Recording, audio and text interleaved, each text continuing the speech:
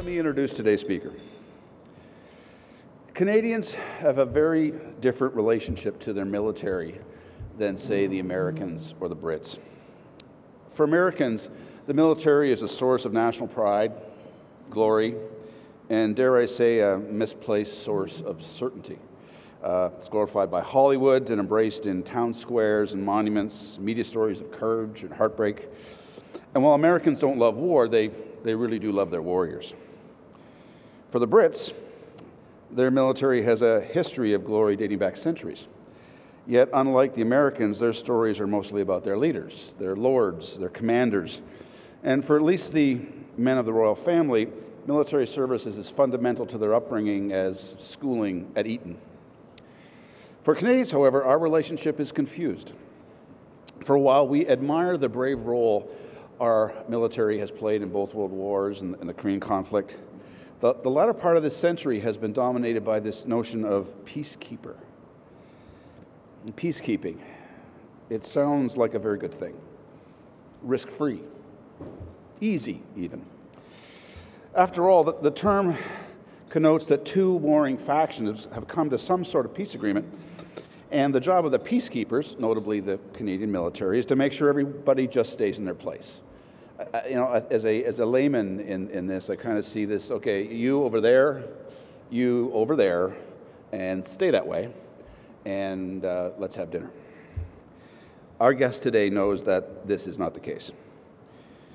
If the notion of war is black and white, then the notion of peace is shades of gray and often red. Peacekeeping may be indeed the most challenging demand we ask of our military, which is the source, I think, of that relationship that we Canadians are confused with. War has heroes, war has winners and losers, and death and wounds and the wringing hands of loved ones at home. Peacekeeping, on the other hand, it only tends to get noticed when things go wrong, when things start to fail. No one in the world knows the challenges of peacekeeping more than today, Senator and Lieutenant General Romeo Dallaire. He is most widely known as having served as the Force Commander of the United Nations Assistant Mission in Rwanda. And while the mission is generally regarded as a failure, General Dallaire's role is recognized as heroic. He managed through the extreme limitations of the UN imposed rules of engagement that, if I recall correctly at the time, this is the first time I heard your name as a citizen, that when asked, how would you fight back if they attacked you, you said, we'll go back with everything we've got, if everything means a well-sharpened pencil. General Dallaire is the founder of the Romeo Dallaire Child Soldiers Initiative, a senior fellow at the Montreal Institute for Genocide and Human Rights Studies, and co-director of the Will to Intervene project. He's also the author of the book Shake Hands with the Devil, and the recipient of so many awards and citations that to list them all would take the better part of this luncheon. He is also a senator, which gives us all hope for the upper institution. Yet suffice to say, in a country where heroes tend to score goals, he is one of Canada's truest heroes. Please welcome Senator Romeo Dallaire.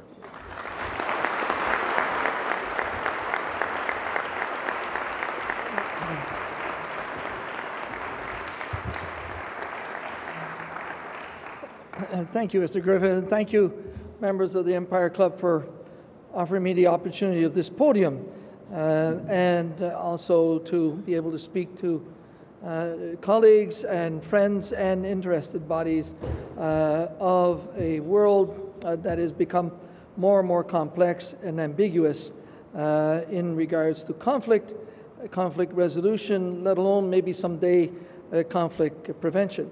I'm being very limited today because, on the one hand, as soldiers, we tend to be attached to PowerPoint, or now those who are with Apple Keynote, and I'm not using that. And secondly, as a retired general and as an apprentice politician, I've only been in the Senate for 8 years. Brevity is not our strength, and so we're going to, what the U.S. Marine colleagues of mine taught me, I'm going to power talk my way through this lunch. And speaking of U.S. Marines, Mr. Bell and I, who's an ex-Royal Marine and so on, we were discussing colleagues that we knew before and during and, of course, subsequent the Falklands War, where at the time I was the executive officer of the Deputy Commander of the Army in Montreal, and then went to the U.S. Marines for a year, and some of the very senior commanders of the operations in the Falklands were with the Americans, and you were with the Special Forces at the time. I also am quite enamored by the fact that I'm speaking here also as the patron of wounded warriors, which I think quite extraordinary that Mackenzie is supporting. Being a wounded warrior myself, having a son who is a captain in the Army, who's also a wounded warrior, and the son of a wounded World War II veteran, and also my father-in-law, who served also in that war. So it's close to home, but what brought it just that much closer is that Glenfiddich is supporting it, and I do love Scotch. And I think that's very innovative, that in fact we've got a great drink to support wounded warriors. And I just hope that it doesn't get abused, and I'm sure we'll work on that. I'm also proud here, as I stand before you, as a spokesman of those who are injured in these conflicts, and of a group that's trying to reduce the possibility of injury, particularly when facing some of the very, very ruthless belligerents that are out there in these conflict zones, who have absolutely no qualms of going against the optional protocol on child rights, that are recruiting youth below the age of 18 and using them as the primary weapon of war in those conflicts. And so when I was doing my senior fellow at the Kennedy School, launched the research on how do we eliminate a weapons system that was introduced in the late 80s in Mozambique, that has now become one of the primary weapon systems in many of the civil wars, imploding nations, failing states that are going on right now still around the world, both by government forces and non-state actors, and that is the use of young boys and girls in the actual primary task of fighting those conflicts. And we're talking over 250,000 of them at any one time in over 30 conflicts or military forces around the world. We're also talking about 40% of them being girls.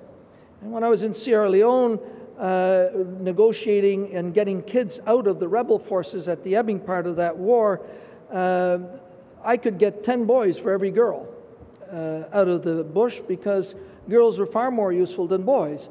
They're not only up front doing the evil things that these adults are imposing upon them, but they're also, in those male-dominated societies, doing all the logistics, all the bivouacs and so on. And they're also the sex slaves and bushwives of the commanders. And so girls were far more useful. However, the impact on them was even more catastrophic than boys, because we could rehabilitate and reintegrate a boy because it was a bit the warrior thing. And the societies would take them back, and the communities would be more attuned to that and adjust to it. But the girls, because they had been soiled, were refused and shunned by the community, and they often had a child or two and sick. So you can imagine the long-term impact of these conflicts on them in those countries. And the recent operation in Mali is an example where we've seen forces facing a rebel type of force where the recruitment of child soldiers was extensive. We're talking close to 10,000, of which an estimated 1,000 were casualties. Casualties, not just being engaged, but we're killing kids around the world because adults are using them as the primary weapon system, and small arms proliferation doesn't reduce that, because a 9-year-old can be very effective with an AK-47.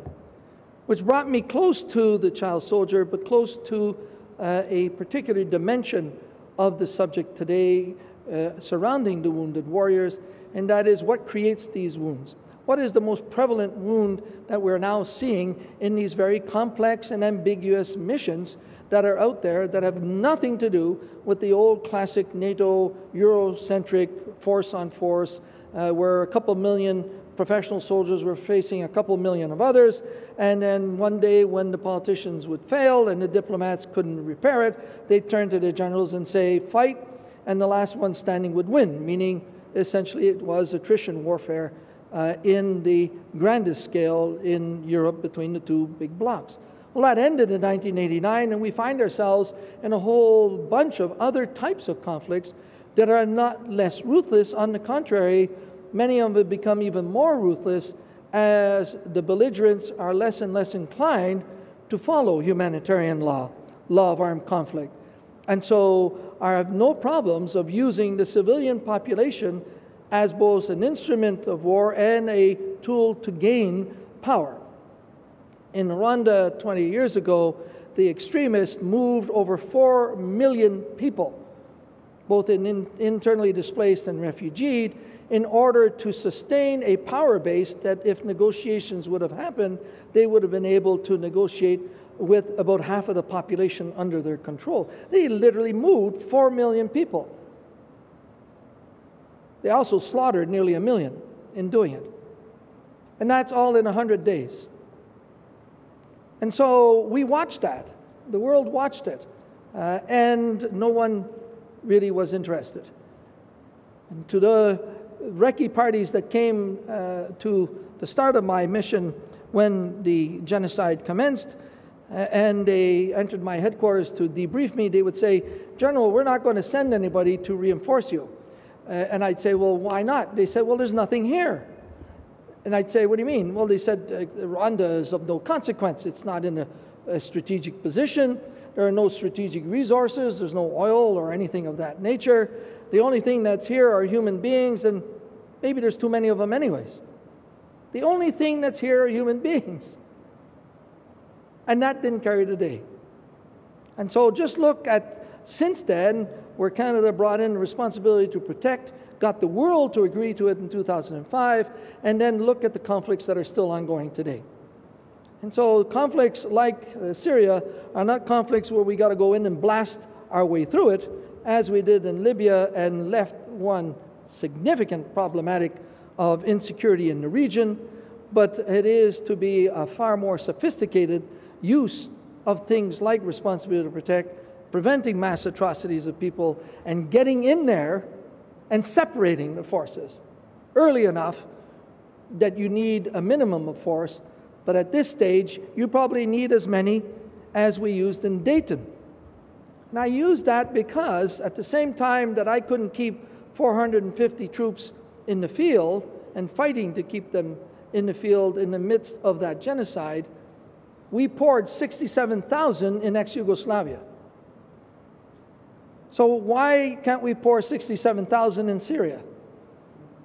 If we need that many as a separation force, so that with a ceasefire we're able to negotiate, stop the bloodletting, protect the civilians, and ultimately throw the right people in jail through the International Criminal Court. That requires a lot of statesmanship, and I would argue there's quite a dearth of that right now. A lot of political managing, but not much statesmanship to take risks, be innovative, be even humble, and be able to move the international community, which includes countries like this, Canada, middle powers, to be in the forefront, on the ground, as we don't carry the baggage of our big powers, and in so doing may have more room to maneuver with the African Union, with the Arab League, and so on, without giving them the sense that we have an ulterior motive than simply wanting to bring stability and protection to civilians. But the wounds of this type of complex and ambiguous missions have created a generation of veterans still serving and those not serving that are walking wounded, and as such are walking around with a wound that can be terminal. We have coined operational stress injury in Canada as the catch-all of the impact of the traumas of operations in these civil wars, where you are faced constantly with ethical, moral, and legal dilemmas to which we have no set answer. There are no tactics for many of the problematics that we face when civilians are caught up in the midst of a civil war where extremism is playing by none of the rules.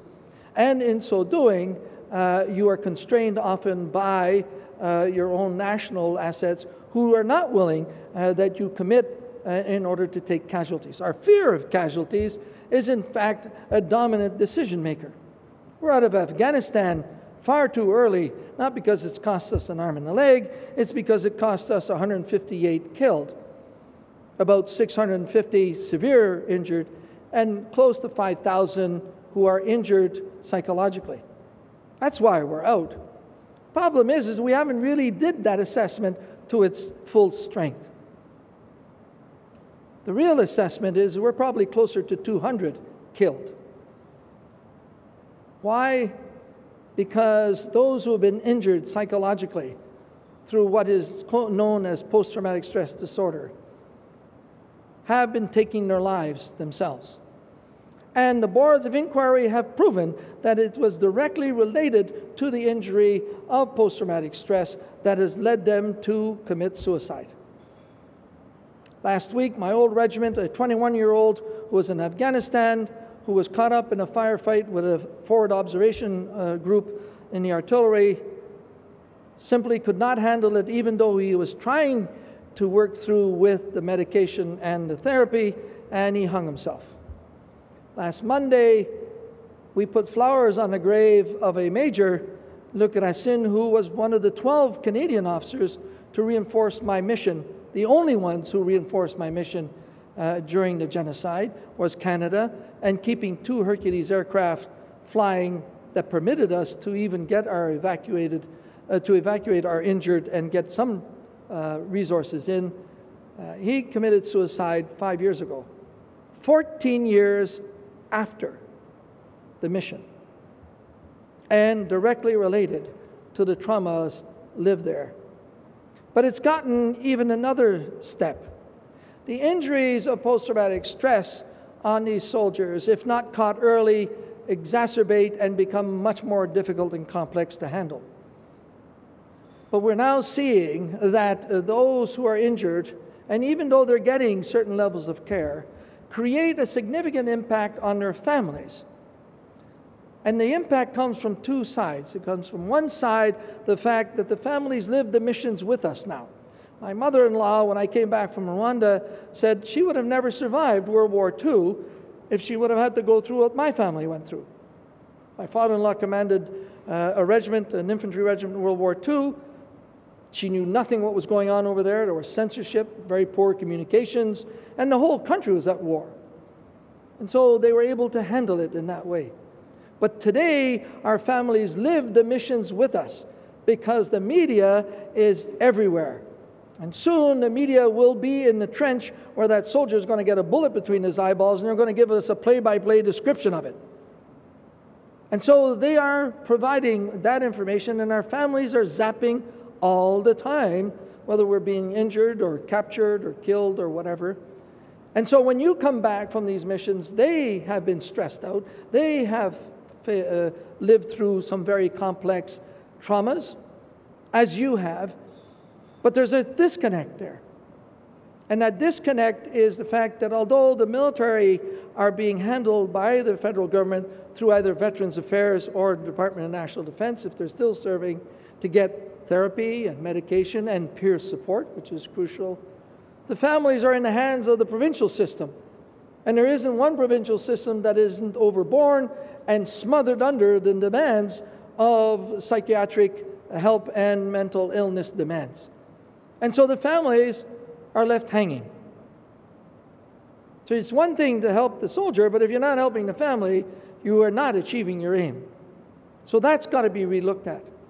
But the catastrophic scenario right now is last year, I, as an example, gave a presentation at a new entity called the Military Mental Health Institute. 25 Canadian universities are in a virtual way, led by Queen's and Royal Military College, looking at how to reduce this type of injury, how to handle it in the field, and then ultimately how to be more effective in treating it. And I presented a paper in which the teenage children of those who are injured are now committing suicide because they can't live within the family where the pressures and stresses are so massive. You don't know what might happen one day to another. The schools are not attuned to this. They're not getting any special treatment, and they're often shy about the impact of what this injury is. It often leads to alcoholism or drugs or whatever other sort of extreme scenario. And so they tend to keep it inside, and they tend to essentially, in extremis, they have been killing themselves. So if you're committing soldiers in this era, you are now committing the families, whether you like it or not, and the families better start falling under the rubric of Veterans Affairs and National Defense as a soldier, because you cannot disconnect them anymore. So are we still behind the 8 ball? Well, we are still trying to grasp the full nature of these injuries, but we've come an incredibly long way. When I went public in 1997 that I was injured by post-traumatic stress, it came about because I had, as a 2-star, to give a speech or a sort of press conference on why 11 soldiers had committed suicide in one regiment that had been deployed. And it was sort of, well, you know, there was a whole series of circumstances, and the mission only was one component of it, where I knew damn well that the mission had been the overriding factor that triggered all the others and why they killed themselves, why families were breaking up, and why we were losing superb soldiers who were being thrown in jail because they've been beating up in local bars or simply abandoned in the streets. I mean, the street kids today, yeah, but make sure that when you look at them, they're not also some of the young veterans that are ending up in the streets. And so this injury, as we're trying to grasp with it, needs innovative ideas. It needs innovative approaches. And this is where Wounded Warriors has been coming to the fore. More than the system, which tends to want to have all the technical I's dotted and T's crossed and so on, and fundamental assessments done, which can take decades, and we don't have decades because we're losing them left, right, and center and destroying so many families. We need innovative approaches that we can field and that we can assess and we can adjust in a timely fashion. So Wounded Warriors comes in with dogs, canine support.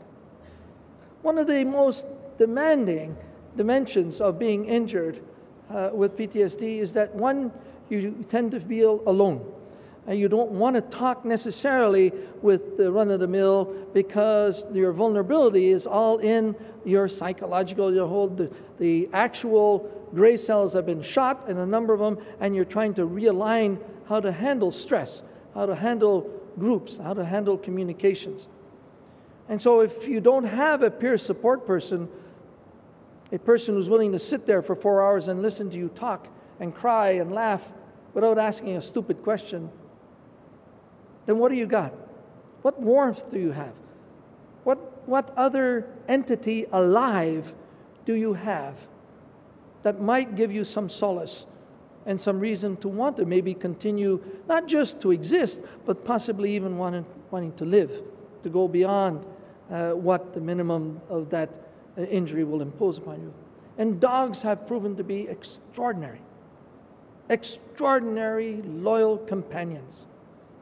Out west, Wounded Warriors is working with horses. I'm not a horsey type guy, I'm from Montreal. The gang out west find it pretty useful, and so why not? And it's an extraordinary experience how those huge animals have an interrelationship with human beings.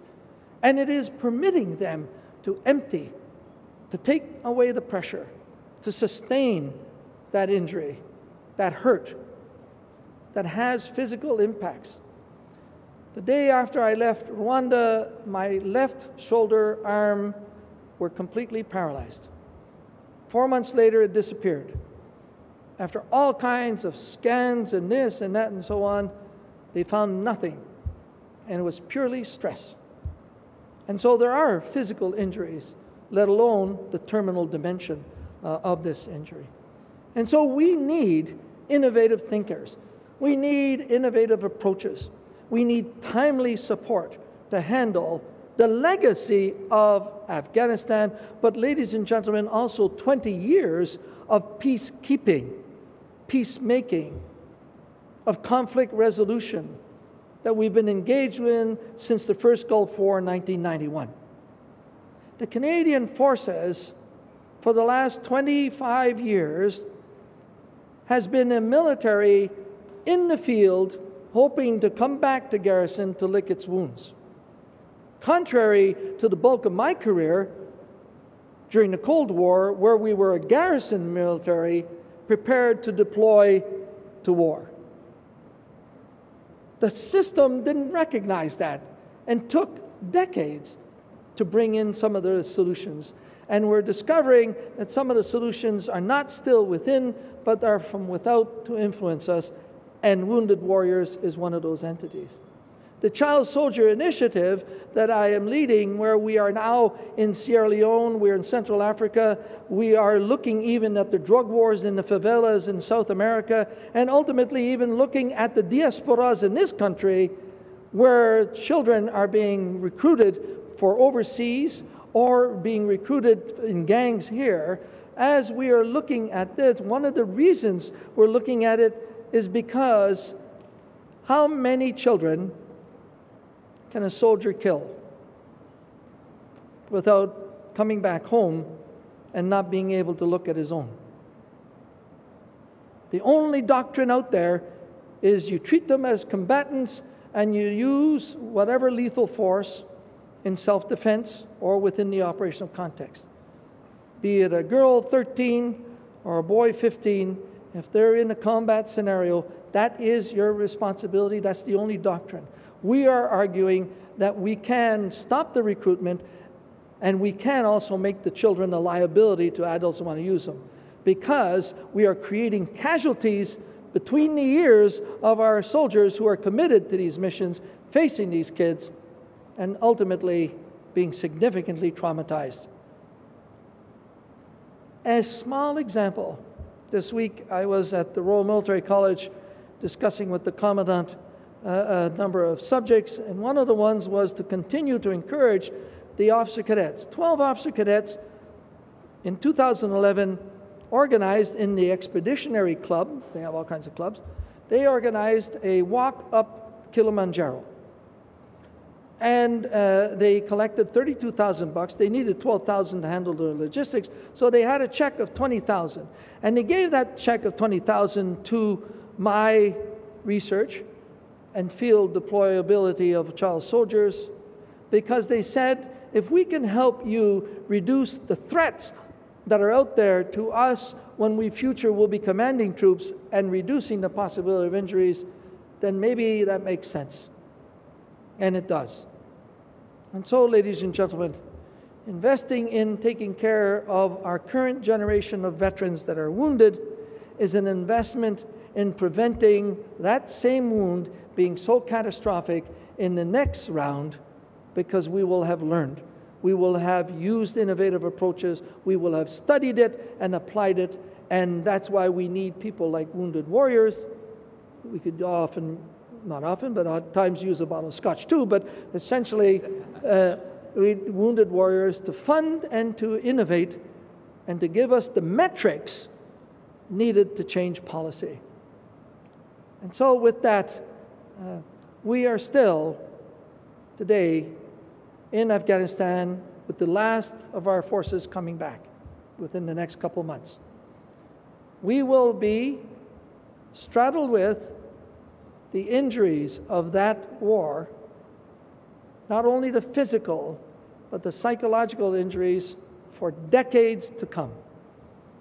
And so Veterans Canada and DND and the Canadian population Yes, we invest in trying to prevent. Yes, we invest when we deploy. Yes, we invest in order to ensure we can win. But we better be prepared to invest when they come home wounded and don't end up destroying themselves and their families because of what we ask them to do. Thank you very much.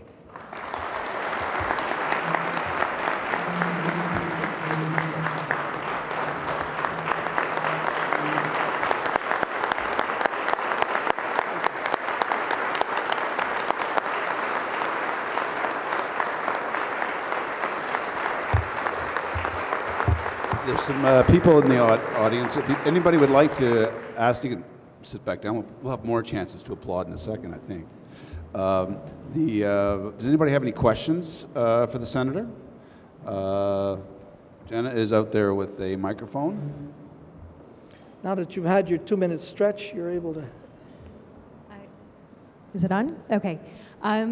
So I deployed several times from 2006 onwards as a civilian. So to Afghanistan for 3 tours, to Camp Mirage for 2 tours, and then to the third location decompression center in Cyprus for 2 months. And so my question is really about civilians who have been to war zones now. They aren't wounded warriors. They are also not the families who have been back home. So I'm wondering where they fall into the big picture here, even though I'm not saying that they've been through at all the same thing that the soldiers have been through, but on base with the rockets, with everything. I think I went to 59 ramp ceremonies. I'm just wondering where they fall in. Yes. Thank you. I'm an artillery officer, so my hearing needs some support, and thank you for that. The civilian side. Ever wonder about our war correspondents that keep sending us those great pieces of information? Ever wonder whether they're injured?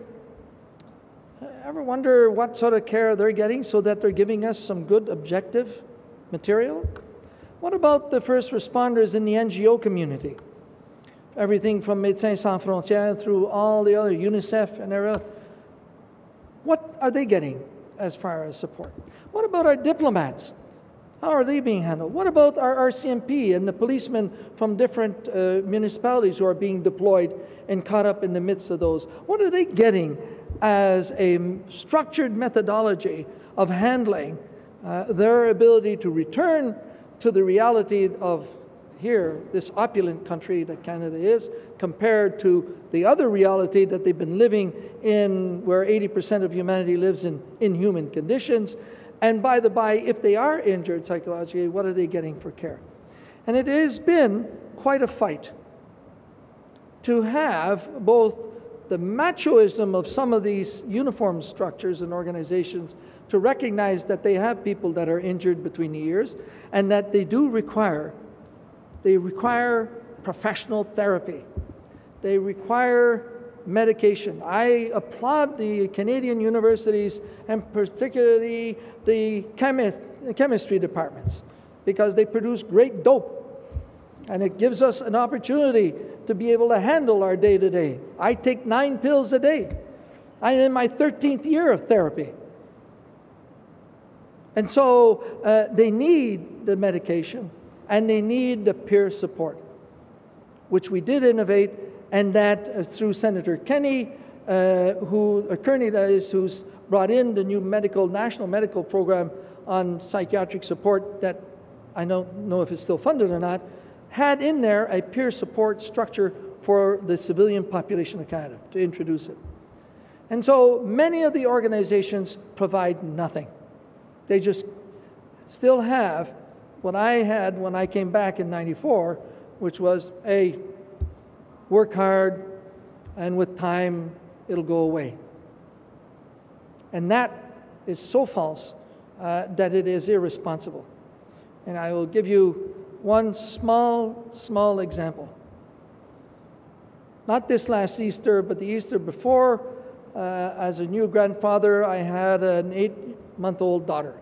And we're all in the living room after the meal, sort of chewing the fat, and the little one, little Victoria, she was born on the 13th of July, not the 14th. So Victoria, she is trying to stand up by the coffee table, falls down, hits her head on the coffee table, and immediately starts crying or screaming. And everybody reacts. I don't move. I can't move. Because the sound of what had happened with her head on that and her screaming triggered a sort of machine that ran in front of my eyes the hundreds upon hundreds of children I saw chopped up, dying, drowned, suffocating, destroyed in Rwanda. And it was digitally clear, it was in slow motion, and I could feel it. And that's, ladies and gentlemen, 19 years after.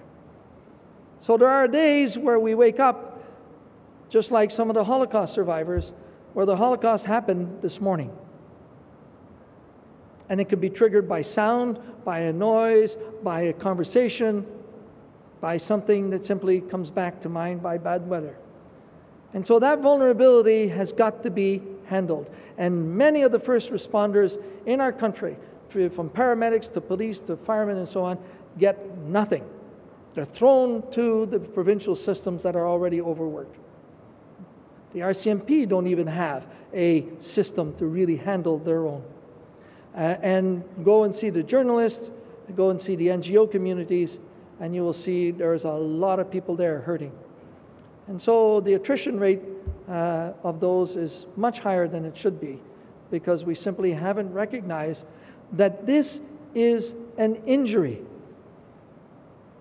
In 1998, as the Assistant Deputy Minister, when I coined this an operational stress injury and not a mental health problem, the soldiers all of a sudden realized that this might be an honorable injury, just like somebody being shot in the buttocks. Physical injury was no problem. Mental one, very difficult in a very Darwinian outfit like the military. But once we called it an injury, then it was acceptable. And that's what it is, and that's what this country, we should be looking on the civilian side, and how many of our walking wounded are out there in Civvy Street. And that, young lady, is my short answer.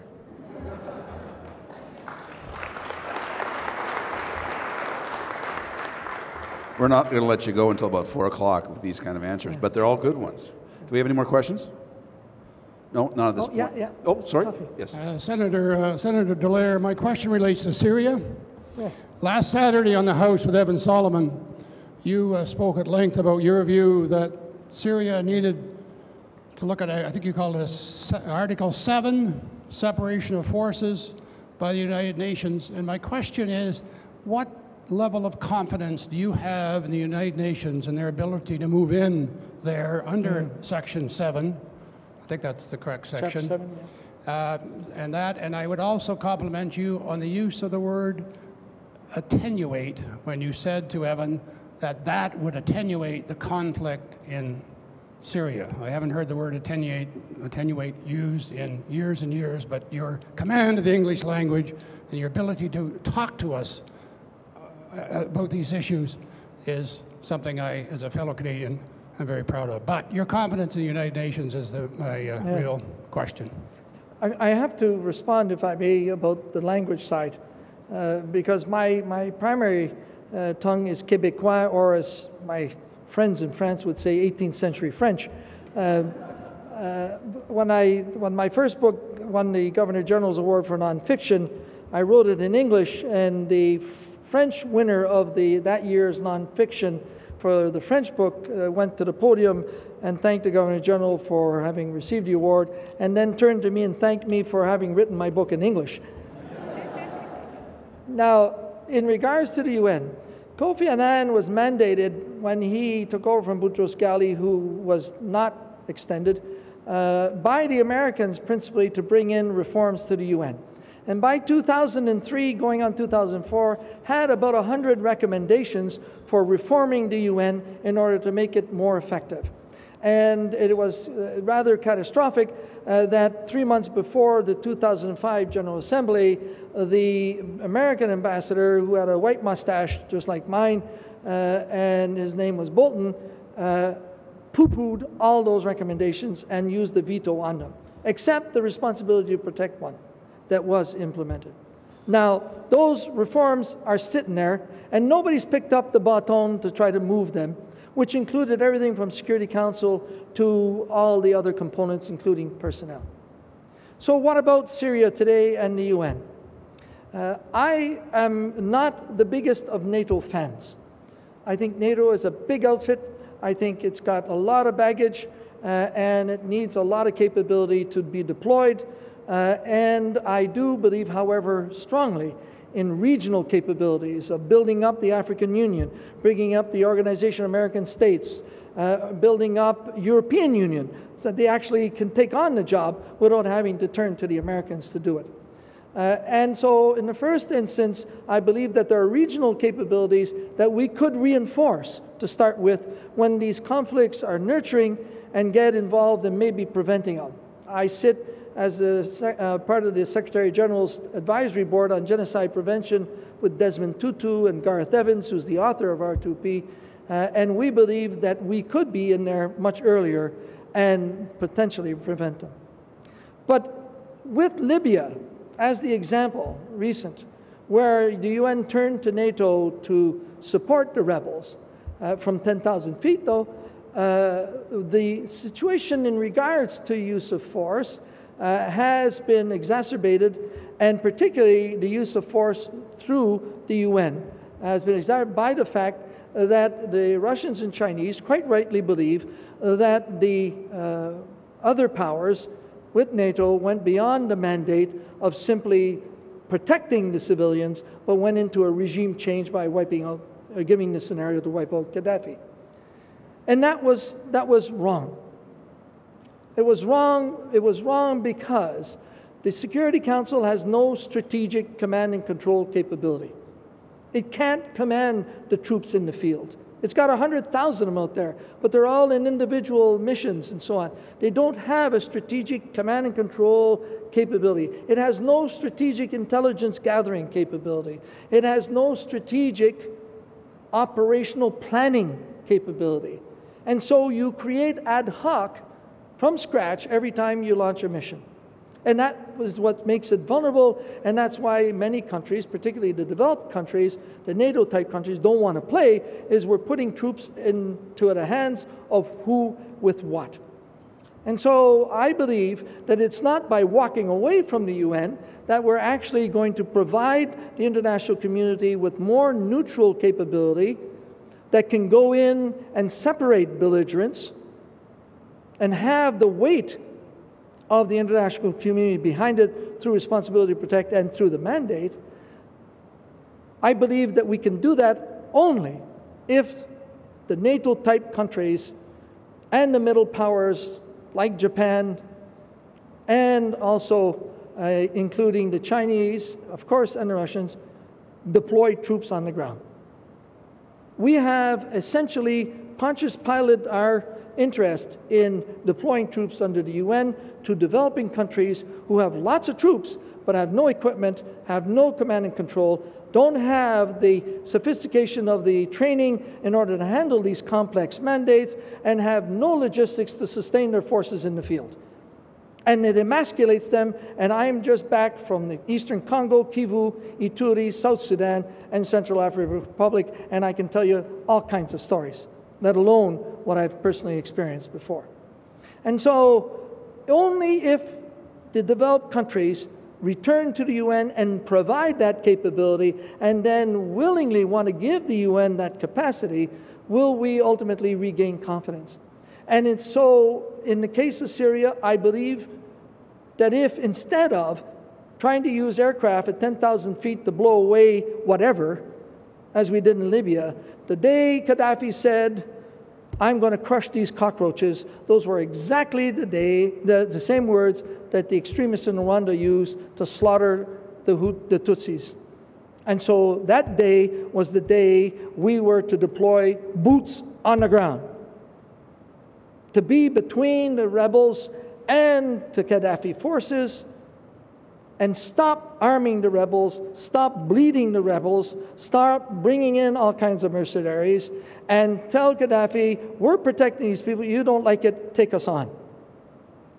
We didn't do that.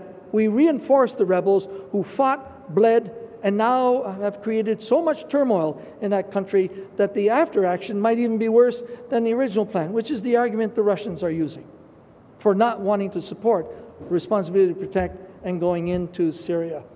And so I believe that we can go into Syria, we're about 2 years late, we can go in with developed countries with the equipment, the night vision systems, the intelligence gathering capabilities, and weaponry and the will of going in, particularly led by middle powers like Canada and countries like that, supported by the big powers but held in reserve. And we go in and we create that separation under a ceasefire that I have no doubt the Russians and Chinese will join in. And don't use force against or for either side. The minute you use your weaponry for either side, you are now a belligerent. You're free game. You're part of the problem. Go in and separate them. Do it with a ceasefire. Use the countries that are signing to it. So bring the Russian troops in, bring the Chinese, bring Canadians, and so on, and deploy them. And you're going to say, yeah, but that's a lot of capability. Well, now, because that war, that civil war, has now urbanized, and there's nothing more complex than urban warfare, you need humongous numbers of troops. We put 67,000 in Yugoslavia. We can't put 67,000 in Syria, where there have been more people killed, injured, internally displaced, raped, and refugeed than any of the Yugoslavian campaign. We can't do that? Maybe we can't, because maybe not all humans are human. Maybe there's something up there that says that some humans are more human than others. And so we'll go for them, but we won't go for these. And if that's what we believe, that's what's being applied by our politicians, then that means that we've reneged on human rights. And that means we're going to be the biggest bunch of hypocrites walking the face of the earth when we have a capability of intervening and suppressing and attenuating these conflicts and even maybe preventing them, but we don't want to do it because we just don't like the risks, nor possibly the casualties.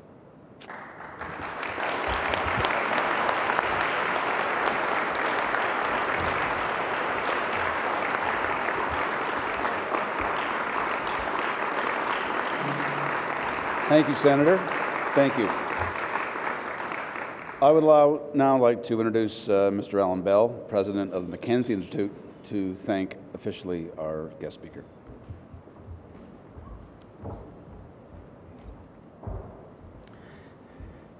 General Dallaire, there may be some, perhaps many in this room, who have never been in a combat situation. Some of us who have, but very few have seen the effects of genocide, let alone seen it firsthand that you have. There are very few who really know what the horror of what you've actually experienced during the years of your deployment. Yet today, you are a living testimony of the ability of the human spirit not to overcome unbelievable trauma, but to use the experience to make a positive contribution to society. You, sir, have delivered a message that we need to hear, we need to understand, and to support. You have our appreciation, and you have our sincere thanks, and we salute you.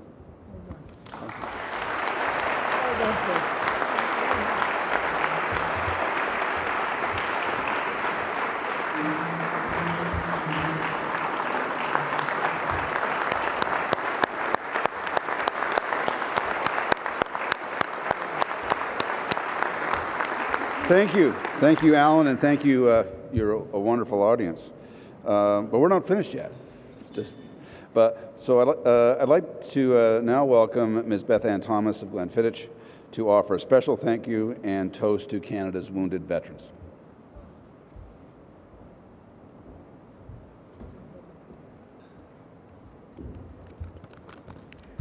Thank you so much, everyone, and thank you, General Dallaire. It was a powerful, powerful speech today, and to echo your sentiments, closing and toasting.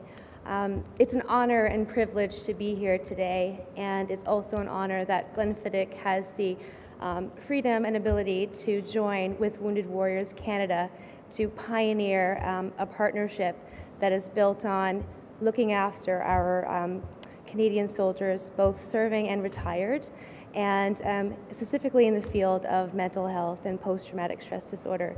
The programs that you spoke about that they are pioneering with the dogs, with the horses, and everything that they do, we're so proud of, and we're honored to be a part of it. Today, we have a dram of Glenfiddich 15-year-old. We have permanently changed our packaging to have a $2 for every bottle sold across Canada donated to Wounded Warriors for everything that they do. And this year, we will be making our first donation for all of 2013 in November. With that, I would like you to all raise your glass, and to all of our Canadian soldiers, our Canadian military, to you and your fantastic speech. Sláinte, cheers, thank you.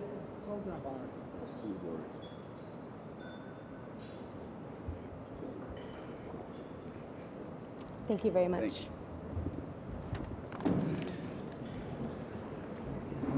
So thank you, Beth Ann and Glenfiddich.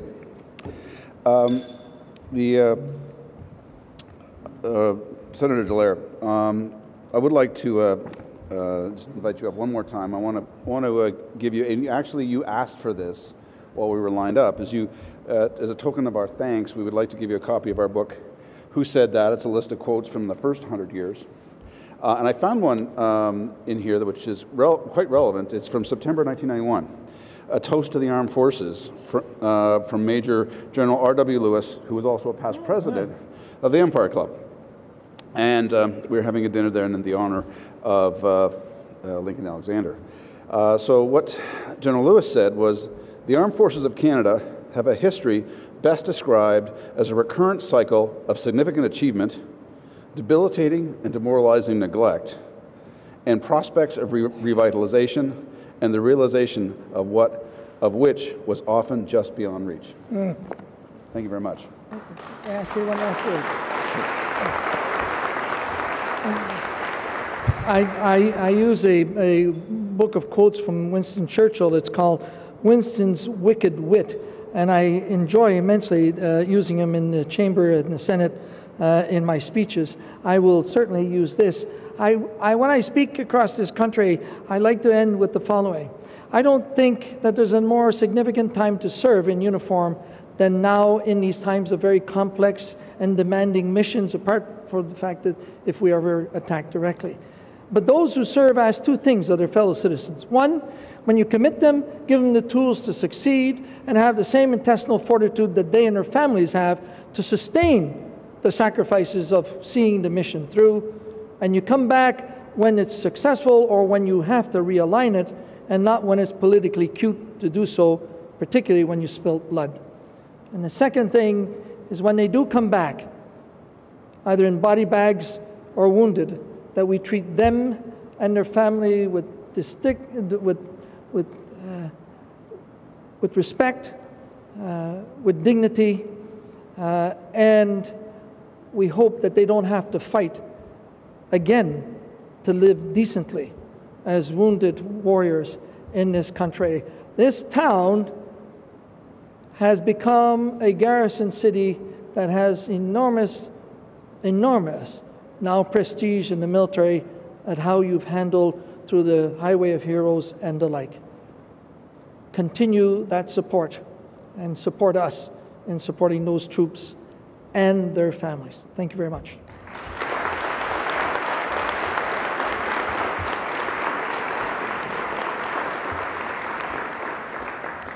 So just before we wrap up, because I know we're coming on 2 o'clock and we never like to go past that point. First of all, I'd like to take care of a little business. I'd like to encourage each and every one of you in this room to become a member of the Empire Club. There are certain benefits that you will get by becoming a member. First of all, your lunch is a little cheaper. You save a little money there. And that's not always a good thing. The second thing, which was perhaps more important, is we will notify you of events like the one we've had today before we'll tell anybody else, so you can get your tickets in advance. And finally, you'll get seats up to the front, a little closer. So if you go to our website, www.empireclub.org, you can apply for membership. We guarantee you we're going to accept you. And also on your tables there is a brochure about becoming a member today. So finally, I'd like to thank our sponsors, the Mackenzie Institute for sponsoring our event today, Glenfiddich for sponsoring our VIP reception, Mr. Discount and Mr. Charles S. Coffey for sponsoring our student tables this afternoon, and I'd also like to thank the National Post as our print media sponsor. We are now on Twitter and Facebook, as well as our own web address, as I mentioned, empireclub.org. Thank you for all coming. We look forward to seeing you soon, and I declare this meeting adjourned. Thank you very much.